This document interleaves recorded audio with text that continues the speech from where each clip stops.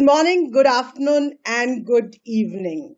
Wherever you are in this part of the world or another part, we are so pleased to welcome you to the second plenary and the second day of the RISE Pico World Summit.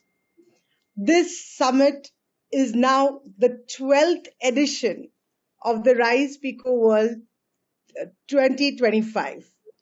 And we're just so pleased that we had such a wonderful opening plenary yesterday. And I would urge each and every one of you to please look at the video on demand that allows you to see it again. Yes, before anybody else can see it. We had 4 amazing, wonderful global thought leaders who spoke and released the RISE values, helping us understand them from their perspective, of course, to know how these values actually act out in real life in solving the problems that the world faces and above all, creating a beautiful world for the future. Today, as we start the plenary for the second day, which is on systems thinking, because as you know, every day we have a different theme, as so to speak. And therefore today, our theme is on systems thinking. And we are coming with a new twist on systems thinking because we typically talk of it more from business processes, development issues. But today we have a very, very special topic, which is on care. And you might think, how does care really connect with systems thinking? Well, to help us understand that, I have with me 2 amazing people who actually made it part of their ikigai, right? Because their life was very different from the corporate world to the government to coming to the development sector to understand and take up this issue and do more with it. Please join me in welcoming Mr. Arun Maira, ex-member Planning Commission of India, as well as the previous chairman of the Boston Consulting Group in India, along with many other board positions in companies like the Tatas, Mahindra, Birla, Hero Groups. He's of course written a number of phenomenal books, including on institutional transformation to make the world better for everyone. The most recent, which is what we're going to talk about, I hope a lot more today, is the one in 2023 and shaping the future, how to be, think, and act in the new world. His earlier books was on transforming capitalism, improving the world for everyone, and transforming systems why the world needs a new ethical toolkit. I think, Mr. Maira, we are so privileged to have you with us and truly looking forward to learn more of what you would like to share with us on this. Along with Mr. Maira, I have another wonderful person, Bhavna Ishar, the founder and CEO of Caregivers Sati. Bhavna is now, of course, known more as the founder and CEO of Caregivers Sati, but she has a long history of amazing work in the corporate sector as well. She has consulted with the WHO as well as Stanford University on care and caregiving related topics. She partners with organizations in shaping future-fit corporates that are resilient and innovative by anticipating changes in talent and consumer behavior. As we see, care has a lot of implications from a point of view of people, organizations, business, economy, and of course, social. She very recently received the Distinguished Alumni Award by her alma mater, the XLRI School of Business, Jamshedpur. And of course, she's a passionate individual with very diverse interests. And while she's not put it down in her own resume right now and profile, I know she's an amazing rider, a bike rider, and has actually been received in a award. I think you received a record of some kind, Bhavna, Limca record, something I do remember. And I know that that's also a part of who she is, right? The daring, courageous person to take up issues that not very many people really think about. And so with that, I'm going to get started by inviting Mr. Maira to talk to us, of course, on his book and others. We are also going to be joined by Tim Hammonds, who is the founder of Art of Awakening, a very, I think a very relevant way of saying something like this, right? Art of Awakening. But what he's going to do for us is actually visually facilitate this as a visual thinking and represent it. So we're looking forward to see what comes out of this at the end of the session. But to begin with, Mr. Maira, may I please hand it over to you as to what do you think? And of course, I will hopefully be able to, share one very quick thing before that. That why are we bringing care over here? What do we think about it? If you see what we launched yesterday was the RISE values. And one of the things that I said in my opening plenary speech was that what does Idobro stand for? And many people jokingly tell me, oh, is it Idobro? And I mean, it's said very jokingly, but honestly, I think it really is true that unless we start thinking of each other and say, I do, bro. Yes, of course, I'm willing to do for you. I'm willing to be there for you. I think our world will really be struggling, right? And so for me, it's a lovely continuation of yesterday's topic and very apt to bring care as the central part of what we need in the world today, what we need the change to happen today, and hopefully create a better world for all. So, Mr. Maira, with that, may I please hand it over to you? Thank you. Thank you so much, Karen.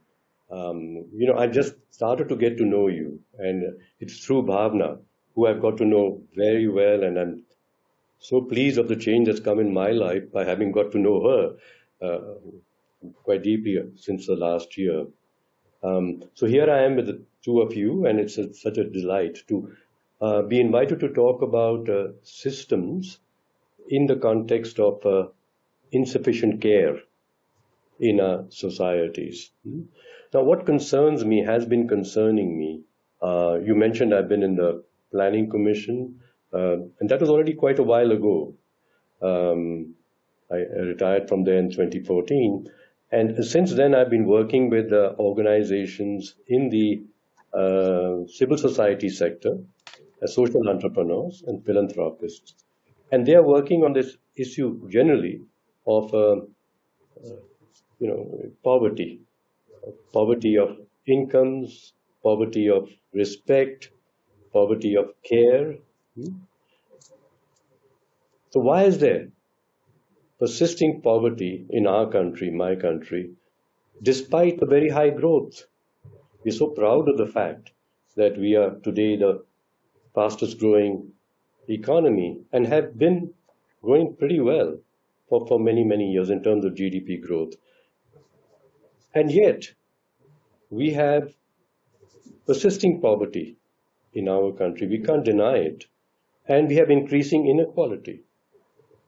Now, economists, and I tend to spend a fair amount of time with them because I grew up from that side of the world and not from the side of the world of people who actually experience poverty, but the people who think that they know how to solve the problem, economists and wealthy people, corporate people. They say, but no, there isn't that much poverty or inequality. And they start producing statistics to show that those people like Bhavna, yourself, and others who really care, pointing out that there's poverty, they say, no, they got their numbers wrong. They don't know we've got better numbers than they have. And in terms of inequality, they say, well, either they context Thomas Piketty and others who are with great research and accurate statistics for years, pointing out that inequality is not just large, but it's increasing. And these economists on the other side say, oh, but that's a good thing actually, because that makes people aspire to improve their lives and make more effort. So the problem is that the people weren't having sufficient aspiration or don't have sufficient aspiration. And to spur their aspiration, we've got to create more inequality. And then they'll work harder to improve their own lives. I think they got it completely wrong. People are struggling to improve their lives, not because they're aspiring to be, like Mr. Ambani, very rich, but they're just desperate to live. And they're getting little results from their efforts. So I ask, like a scientist and or like a philosopher, why is this so? And before we jump to solutions, and even worse, scale up the wrong solutions, let's pause. And as Einstein is reported to have said, and others too, that you cannot solve the systemic problems you're having using the same way of thinking that has caused them. Gandhiji had said to, as a talisman, provided a talisman to all leaders and policymakers that if you are wanting to get a good solution, the right solution to make the world good for everyone, think of the poorest person and see how, or try to imagine how your solution will improve the life of the poorest person. Anantodaya, the principle as he called it. And I, in the last few years, as I've been with civil society organizations With in India quite a lot, been India pointed quite out a lot. that the most oppressed persons in the world, citizens of the world, are poor Dalit and Muslim women in India.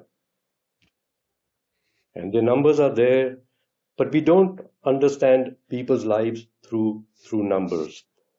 So the last few weeks, a few days, I've been reading this marvelous book by a journalist who has been reporting for years on the condition of women in India, and particularly poor women in India, in the rural areas and in our cities. And that's Neha Dixit. And her book, The Many Lives of Saida X, the story of an unknown Indian. We don't even know how these people live. Didn't know. The Many Lives of Saida X. And the point is, I began to understand the reality of our economy and society much better through a story. I feel that pictures and stories, and I'm glad Tim is here, pictures and stories explain the essence of complexity very well. Otherwise, by numbers and stuff, we just confuse ourselves further. So I'm just going to quote a few lines from Saida's book, The Many Lives of Saida X. It's first in Urdu. Ek aur aa gayi akash naapne. This is a conversation between two or three poor women in a slum in East Delhi. And ek aur aa gayi akash naapne, one more has arrived to measure the sky. This woman with great aspiration trying to understand, how she has to live her life. One more woman has come to measure the immeasurable. When Saida moved to Karwal Nagar, Roopmati said this about her. A few years later, Saida repeated this for Seema, who had then said the same for Khushbu. No one remembers the source of this adage, but it continues to be said for every new migrant woman who joins the workforce in Karawal Nagar. Astronomers measure the sky in degrees, minutes, and seconds to confirm if a star has moved closer to the moon. The women workers of Karawal Nagar count the pieces, the dozens, the kilos of things they prepare to measure how close they are to survival. The cause of this inequality in the world and the indignity of people struggling to make life adequate for themselves and their families is the lack of dignified work and the inadequate and unfair compensation provided for work. And now in the world, there's another growing demographic segment which is going to have to be taken care of, and that's older persons. And they are at the point in their lives where they cannot work anymore. And they may not have been able to save at all if they lived lives like Saida and her family have had to live. And it ends up then with Saida having to take care of the older persons also, in addition to herself and her children. So this is, I feel, a good introduction that let's look from this person's perspective. The design of any system, whether it is as a picture or as a story or in the concrete design of a scientific product, is shaped by the features that the designer highlights. I'm going to be quite intrigued to see what Tim chooses to highlight from our conversation. An economist will highlight the economic structures within a complex socio-economic system. An anthropologist will highlight the cultural and social features in it. An economist, and social scientists and physical scientists, we all live in the same world. However, the lenses each of us uses to highlight some features of the complex system are our own, and we suppress other features of reality. So that's the punchline now, is that the world is facing two crises simultaneously. There is an economic crisis and there is a societal crisis. So we have to ask ourselves the question, I ask myself the question, what do we aspire for? A larger economy or a more compassionate and caring society? And so let's see here. The challenge. How will women like Saida, of which there are hundreds of millions in India, this is an Anantodaya angle, look at how your solution is going to help them, who need to earn some money to support their families, will be able to earn enough and with dignity, who will look after their babies and their children while they are struggling to earn enough money. And it's poignant to read what is happening to Saida's children while she's struggling to earn. Who will pay the caregivers who will care for Saida's children when she cannot be with them? How much should those caregivers be paid? These caregivers will be leaving their own children to go out and earn money. Saida can't pay them any money. She's not earning enough to provide enough food for her own family. And the government does not have enough money to pay the caregivers. It cannot increase taxes on those who have enough to pay. Sometimes because they say, no, reduce our incentive, our aspiration to earn even more. And when the government tries to and does provide direct assistance to people who need it, oh, it's accused by economists, oh, you're giving freebies. It'll destroy society, it'll destroy the economy. It's time to, I think, stop and think again. That the ways in which material scientists, technologists, and engineers and economists are mapping systems is inadequate to understand complex realities like the life of Saida X. We need a new way of thinking, a new map of the system, and a new metric to measure it. Care Absolutely. cannot be measured by how much it costs in money terms and how much money is needed to buy it. So, how should we value the quality of care and how should we value the worthiness of caregivers? How should we measure the worthiness of the enterprises that are providing care? And these are the basic questions we must answer before we design systems to produce more caring societies. And this has been the subject of my deep conversations with Bhavna the last many months. Where And does the journey to create an enterprise begin?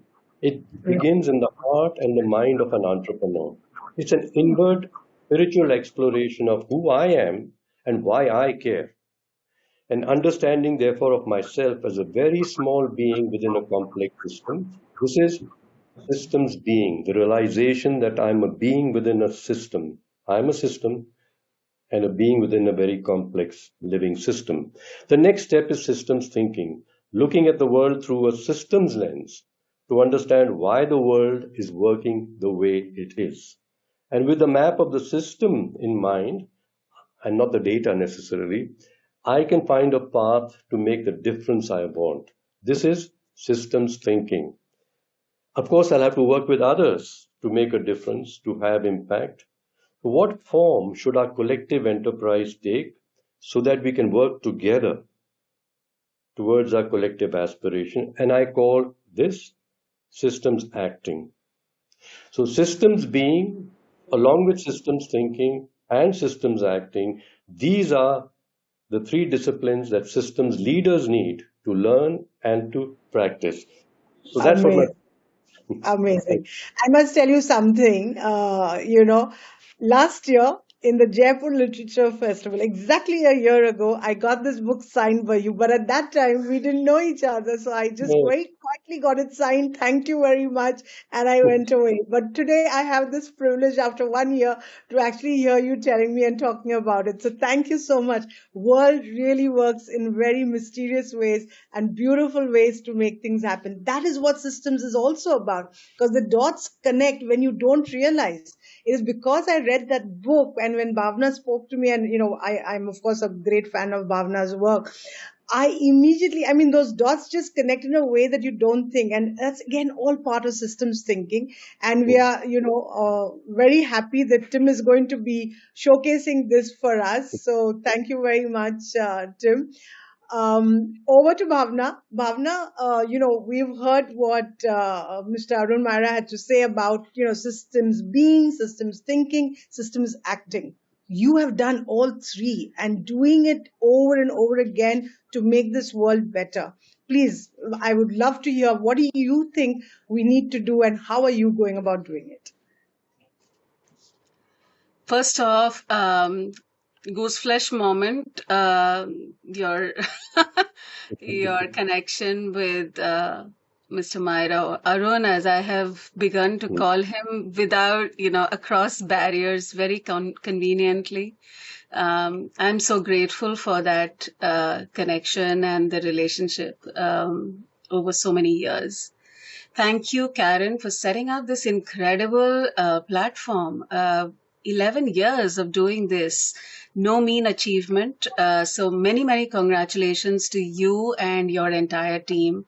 And here's to many, many more that you will do and impact. And thank you for the space that you have given me. And for sure, Arun and I were having a lovely conversation in setting up the context for this conversation. And he introduced me to Neha Dikshit's book. And I have to say, it's a rabbit hole I haven't been able to extricate myself out of. Even this morning, I was listening to a podcast in which she speaks about her book. And I have to say that, of course, I, stalked her on Instagram and I kind of found her out because here is another author who is speaking about some of the things that interest me or have been plaguing me. Now, I would like to give a small perspective about my story, which will lead to some of the thoughts that Arun has laid out as systems thinking. So in my story, I started as a person who was very interested in quote unquote, living a life of purpose. Some people called it ikigai. Some people called it a midlife crisis. And I called it sheer anxiety of dying without doing anything meaningful. I have said this before, but I do think that I was impacted by the fact that my father was 54 when he died. And it was very important for me that I didn't wait for, retiring and being a wise person in the world I could impact. I was fearful, what if I didn't live long enough? So it was very important for me to find purpose in the little time that I had, and there was nothing like now. And I chose to bring together my life experience of having been a caregiver to a caregiver. My mother was a primary caregiver to my father in his illness, and I was the caregiver to her. And in my journey of being a caregiver myself, as well as a caregiver to a caregiver, I felt that it was a very lonely and a very unpredictable and a very unsupported journey that my mother had to navigate. She was a working woman. She is a teacher, and today in a very different career, and that's for a whole other story. But what I saw was that my mother, who was a school teacher, and supporting my father, who was a pilot in the Air Force, but now totally dependent,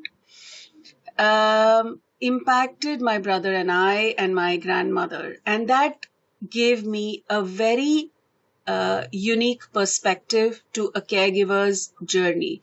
A caregiver who's a middle class caregiver, who doesn't have access to money to buy services because we were not at the top end.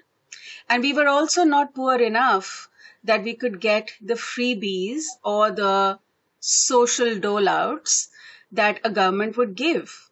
So we were caught in the middle. And in being caught in the middle and not being able to afford a wheelchair for my father, I realized that I had to become capable myself because there was not enough support system. And here's what it is. We are in a world where a very large population of our country is caught in the middle. In the last 10 years, the Indian startup ecosystem has been promoted, but an entrepreneurial lens on solving for caregivers will always make a matrix which will say who has the affordability and what is the most valuable product that you can give, which can give you profitability. Right? Now, if you go to that box, you're not solving for what Mahatma Gandhi said, which is the poorest of the poor. And solving for the poorest of the poor requires a very different order of resources. So I was constantly pulled and pushed to what I was taught academically and professionally in a management school and in an entrepreneurial space. This is how things are done. This is what you're taught to do, etc. Versus what my life experience was, which was telling me that you don't, even if I solved for the marginalized, even if I solved for the most poor, in a way that freebies were given or philanthropic efforts were done, I was still not solving for the middle class that I came from. So a systemic solution or an ongoing sustainable solution like your platform promotes would mean a holistic solution that solves not just for the margins, not just for those who have the resources to be able to buy products and services in an economic system, but what about the middle that is lost in between? Now, there are many kinds of middle that I would like to talk about. Of course, there is the middle class that has to fend for themselves in so many ways. But there is also the middle in terms of gender. Traditionally, men are the providers in families and women are the caregivers at home. But there are many women who are in the middle, who are the working women, who are a little of both. And whether or not our system provides for them is a question we need to ask. There are similarly many other middles, or which are also referred to as the intersectionality in in recent times.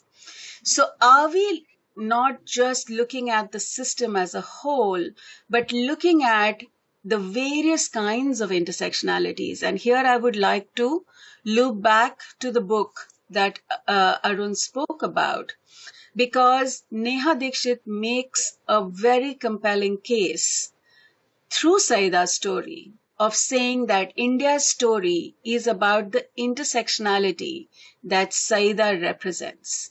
She is a Muslim woman living in the urban marginalized. And when we think in silos or we think in linear one lens, we will not be able to get a comprehensive view. And the same is true. The first or the most significant victim in thinking about things in silos or in one lens only is care. Because we don't have a value for it. We don't have a way to measure it. And we also have the pressures of our social norms, our philosophical perspective, as well as our spiritual quest, right? Our spiritual quest of being these human beings who have a certain quality of care takes us away from measuring, and that makes it really hard. So finally, I would like to bring in that there is a lot of conversation today, given the startup nature of the world, the economics lend pressure, that we look at what is called the care economy.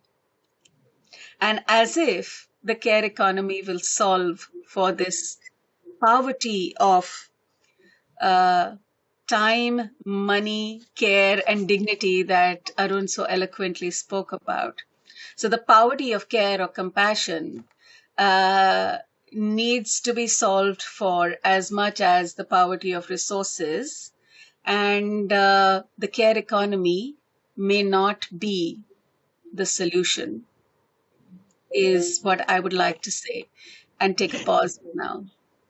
Thank you so much, Bhavna. So I think, we've seen, I mean, Mr. Maira spoke about it from the entire social construct. You mentioned from the ecosystem, the startup ecosystem perspective of what is the opportunity and the requirement. I also want to kind of take it a little bit to the corporate side of things to say that how does it impact a business, right? And of course, Mr. Maira did mention that as well. And what does it need for enterprises to think long term in business? But I look at it and I take you as an example, Bhavna. As you said, you were in the corporate world, right? And you had responsibilities at home. If today when we talk of human resources, and you are a human resource obviously professional, if we're not going to worry about our people and they are responsible in some way to help them deal with it, we are actually taking on people or actually keeping people who are perhaps not working at their 100% because they are weighed down by so many other social aspects. I can see Arun smiling and nodding his head because he and I have spoken about this so much. And I think this should be a conversation between him and I. I'm reminded of the many. I'm reminded of the many exchanges that he and I have had. So, I will let you make your case, Arun, and then I will come in with my experience. Or how do you want to handle it? I mean, I'm happy to. Just before we go to that, because I can see y'all are just waiting to get into that piece, I'm going to give you one more piece to chew on before you do that. And that's what I'm going to ask Tim actually. And Tim, I'm sorry about the small tech issue we had for you to join in, but I'm so glad you could make it real quickly, even though. And I had briefly introduced you, but I'm going to do it once again while you are here. So Tim Hammonds, of course, as I mentioned earlier, is the founder of Art of Awakening. And I feel it's such an apt word and to be brought into the conversation. So Tim is, of course, a visual facilitator, as you've just seen, a speaker, trainer, and has been a published author, I think, with over 20 years of experience helping leaders and teams drive meaningful change. Exactly what we are planning to do over here. Okay, combining imagination, storytelling, and visual thinking, he has brought ideas to life through live sketching, which is what we're going to see right now, and interactive storytelling, enabling teams to collaborate and innovate effectively. So I'm really looking forward. And, he's always, if you see his profile pictures, always with a marker in the hand. And I think that's what he keeps talking, marker in the hand and a passion for unlocking creative potential. So this is what we're going to have Tim talk about. But I'm going to ask you to say, in the more advanced economies, maybe poverty and affordability may not be big issues. So and maybe that's where the whole corporate and, societal thing intersect. How does it work over there? How does care really impact both individuals at the social level as well as at the, corporate enterprise level? And I think that will give a lot more for both Mr. Maira and Bhavna to chew on after that. Yeah. Over to you, Tim, please. You need to unmute. Thank you, Karen. Thank you. And yes, thank you. What a privilege to be a part of this event and this summit. And so as you mentioned, visual storytelling, that's what we do. We're we're hardwired for pictures and stories, and as Mr. Arun also mentioned, right, the power of visuals to transcend language, transcend mental barriers, right? People are more open, they're more connected when there's a visual in the room, right? So we're hardwired for that, um, and that's what I love about this work. It helps us to see beyond, um, our normal boxes, our normal ways of seeing things, our normal bias, and it opens up more creativity, more curiosity, more imagination. We get to step back into the mind of a child a little bit where we see things more objectively as they are. It also helps us with connecting our own imagination so we can access ideas and connect our own dots, right? These are different things that we talk about in the context of systems thinking and how visual story can support these complex um, challenges and systems thinking is like a big tangled ball of string, right? I mean, there's different analogies that we might talk about, but it's like, how do we unravel that and see that every part of that has, it's a valuable part of that picture, and it's just a matter of untangling it a little bit. So the visuals help with that. So the other question around healthcare in Singapore, I don't know if I'm in really much of a position to speak with much authority on that. I mean, um, it's highly regulated, and um, there's a lot of government support in terms of healthcare, um, which I'm grateful for. It's affordable, it's accessible, and it's very reliable, right? I mean, Singapore has a high value on research in terms of healthcare, medicine, and so on, and that's a big part of their, the educational space, the university space. Um, I don't know, in terms of systems. What was your other question, Karen? I don't know if Maybe, Tim, if I could just maybe fine tune my question. I'm. In Thank you. terms of like corporates, or in even society, right? Caring for maybe the elders, caring for people who are disabled, caring for people who may not have the means, right? Mm. How is that taken care of? Is that a big issue? Is that something which gets taken care? It's understood it'll be taken care of by the government, or do enterprises and businesses have some responsibilities towards those as well? I think just maybe a little bit on that would be wonderful. And then of course we go to Bhavna and Mr. Maira. Yeah. Mm. Okay, yeah. So, yeah, government takes care of elderly. There's a good investment in terms of elderly care facilities, homes, and so Mm. on, and um, engaging them in different ways, and in terms of technology, getting them on board, and programs to give access to that, programs to make it easier for them to get around, mobility, accessibility, Yeah. programs for sports, health, and wellness, Okay. making community centers, easy access. So there's a lot of investment in infrastructure and technology in that way. The other context in systems thinking is the family and the societal structure where families take care. I mean, I'm from the U.S., so it's a different system there, or expectation in terms of taking care of elderly. Here, a lot of elderly are taken care of by their siblings, right? Their children. So the families look after them, perhaps more so than in my country, right, where it's a different kind of expectation, different cultural context. Right. Um, but yeah, so government is supporting, and business is also supporting Thank you. investment in systems. Yeah. Awesome. Yeah. Thanks so much, Tim, for bringing that in. All right. So I can see you all are waiting to go. Over to you, Yeah, Mr. well, of course, I'm waiting to go because Bhavna, I really appreciate the way you put it today, Bhavna. She says that she's wondering about it. Previously, she's quite certain that she had the solution. And I used to think that was the solution, but I had begun to wonder whether that was the solution. And I'm going to introduce this again in terms of, as you say, the freebies that government gives to people who we say, you know, who have the least, and so we might as well give something to them. 10 years ago, elections, this is in 2014, before this new BJP government came in, a great journalist of India, Shekhar Gupta, he used to go with people do at election time, go and ask people on the ground what they care about and who they're likely to work for. And the Indian Express produced a two-page thing about the state of the electorate in Uttar Pradesh. And it began with a headline and a picture of a poor Muslim woman who, and the previous government had given gas cylinders and subsidized gas to poor people, entitlement for that. And this woman said, मुझको gas cylinder नहीं चाहिए, मेरे आदमी को काम दिला दीजिए. What the woman said is, please don't give me a gas cylinder, please give him some work. No, there's a matter, therefore, about what she wants for the whole family. She wants some dignity for her husband also, and which will make life easier for them at home. She wanted this.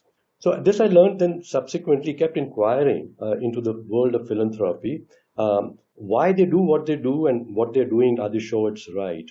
And in one great discussion amongst some of the largest, best philanthropy organizations operating in our country, I just asked them to ask each other what they had learned about whether their approach is adequate or it's wrong. And they had a nice discussion amongst themselves, and then they came and they reported that what we learned was this, that before you start helping a community, please ask them whether they want your help. And they then explained why this is important. People want dignity. And the philanthropic approach is very much about you poor chaps. We've got the resources, we've got the wisdom, we are going to do it for you. And the solution that we then give, as you said, are just giving something, delivering something. It doesn't change the basic condition. They're going to remain dependent on our philanthropy. And we feel good. We feel very noble. And they remain feeling, please help. So let's come back to listening. It's very important that you listen to Saida. Treat her, but she knows more than I do. I'm saying so. I'm not so smart about poverty. She is. She knows how the system operates, and my data sets don't explain. Let me listen with respect and put her into a superior position regarding that problem. So it's a change in the attitude. So that's one side of it. The other question you asked about is the corporate world, and within that, making people within the corporate world care for their elders at home or the people who need care at home. How many people? I'm going to say it's not just in my country, but let's give this data of my country. Less than 5% of the people in this country are employed within the formal corporate sector. So if you make those 5% care for their families at home, you're hardly solving the problem of the majority of people in this country. So yes, please do it.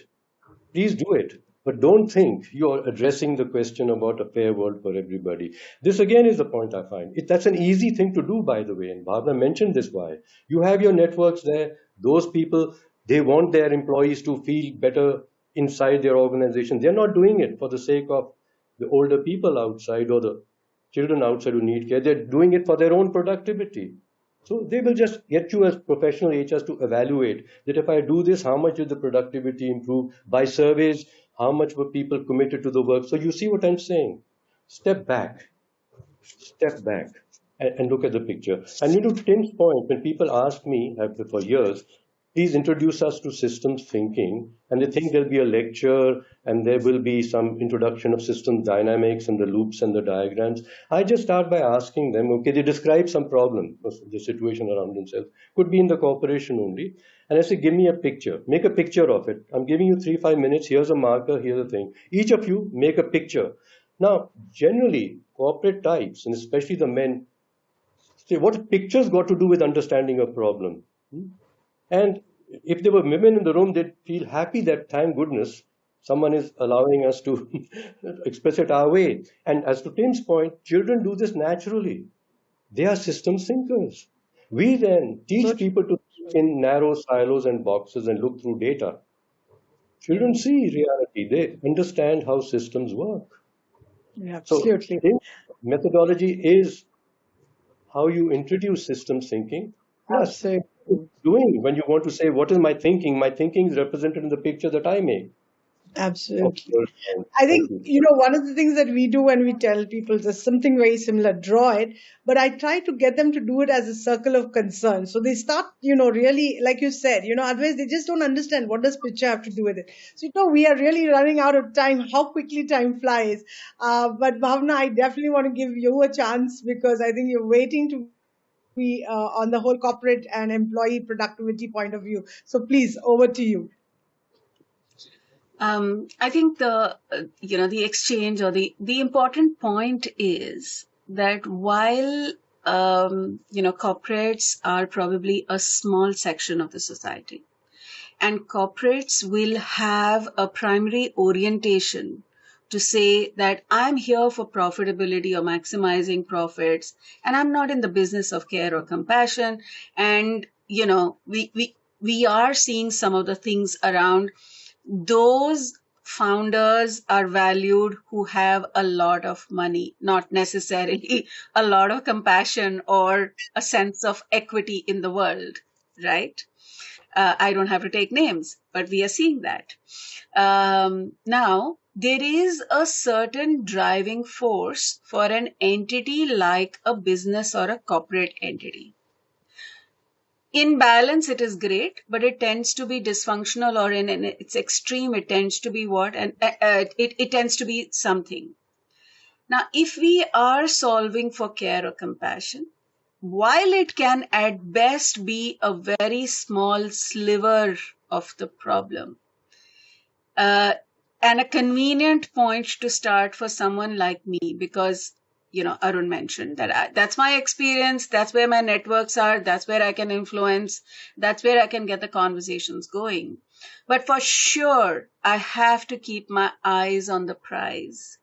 For sure, I have to know and recognize that this is only a very small section and the problem is much larger. And I think that is the act of systems thinking. So while I may be a system being, by knowing what my place in the whole system is, which includes my experience of being a caregiver, which includes my being a corporate employee, which includes my being a woman who's also a motorcyclist and who's also a crocheteer, etc. That is my point of being a system being. And that could well be a convenient place for me to start. And there is no harm with that. But I do have to have a picture of the micro and the macro, a larger picture, and saying, I'm not solving the problem if I solve for only the corporates. Now, that means inherent tensions because the various entities will be at cross purposes with each other. And that tension is healthy. So you take an action, but you take a step back to review what the consequences of those actions are. Some will be favorable and some will not be favorable. And then you take another set of actions. And then you take another step back. You include a few more people. And And then you expand the scope to get a different perspective increasingly. Because for sure, what I can see of the system is very different from what Saida can see. And what I can see and Saida can see is going to be very different from what Karen can see, and so on and so forth. So only absolutely. over time that we build the capability to be able to constantly be mindful that in solving for the poverty of resources, we are perhaps creating poverty of dignity and poverty of compassion, So true. right? So true. Absolutely. Absolutely. So, Bhavna, much as I would love for this conversation to go on, we are running out of time and we do have a schedule to stick to. So, I'm going to say, just give one visual to this, and I hope Tim gets this one because the way we talk about it, and Mr. Maira spoke about these concerns, and we talk of it as the circle of concern, right? And then you spoke about influence, and we talk about the circle of influence. So when you start applying your circle of influence to your circle of concern, and this is really funny, but even though we know both these elements, we very rarely, we do it very selectively. But just imagine if you have these two circles and you're able to bring more and more of it together, almost as much as it can overlap, which we really don't, even though we have the capability to do that. The minute you do that, you actually create your circle of impact. Until it overlaps, you really don't create a circle of impact. You just intersectionality. That's all that you're doing, a Venn diagram. But the minute it actually overlaps, which means each of us have a power to create such a powerful circle of impact, but we don't do it. And so last image that I want to kind of leave with you all is what we talk of happening at the Rise Peak World Summit is widening your circles of engagement to create centers of impact. I think this is really the ethos with which I want to kind of maybe close this conversation, because I think this is what each of us are trying to do. But the thing is, you can't do it alone, right? And therefore, you have to expand your circles of engagement. And that's the systems acting, if I may use Mr. Maira's term, system acting that is required of each one of us to really make that change happen, right? So with that, I'm really going to thank each one of you. Tim, we are looking forward to what you have for us. I don't know if you'd be able to give it and show it to us today, now, or it comes up later. How would that happen? You can't show us. All right. All right. That's nice. Very nice. Thank you. We will, of course, put it up on the booths. Yes. Thank you. Yes. We can. Yes. Thanks, Tim. So we're going to have to put that up, of course, on the Rise Gallery and Showcase. We will have it over there. We'll have it out. Thank you. Yes. The video of this recording will also be available on demand on the platform. So, of course, if you want to invite anybody who has missed this and would like to see it, you can watch the video and recording on demand. And then, of course, later on, we will have it on YouTube. So thank you very much once again. Really, really had a wonderful start to the day too. And of course, there's a lot of programs available today. So please, go through the agenda, check out what really matters. We have things right from entrepreneurs, because we spoke of entrepreneurs, the founder's dilemma, very apt term, I think, Bhavna, based on what you said. We also have on climate change and disaster that will be happening. So there's a lot that is out there today. Maybe some more that I could talk about is the Teachers for Change, which is a new paradigm for educators, which is being presented by ECA and APR. We have the India's Million Missions report that is going to be launched by Catalyst 2030. There's on fundraising. I know a lot of NGOs will want to go for this one by Crowdera. There is strategies to accelerate your job search and career growth. So there's a lot happening today. There's also a library, the Bansa Community Library, that will be talking of a journey through stories and virtual experience. Then there is music today. So as you can see, we have everything happening, right? In the fest, the forum, and the tours, right from experience, exchanging, and then, of course, exploration. So go ahead, check out the live agenda, and of course, join us in all the sessions, and we'll be back again for another plenary tomorrow morning. So with that, I'm going to stop and thank you all very, very much, both my wonderful co-hosts as well as, of course, the people who have joined us. Thank you very much and have a great day. Thank you very much. Thank you. Bye. Thank you. Thank you. Thank you. Have a lovely day. All the best. Thanks.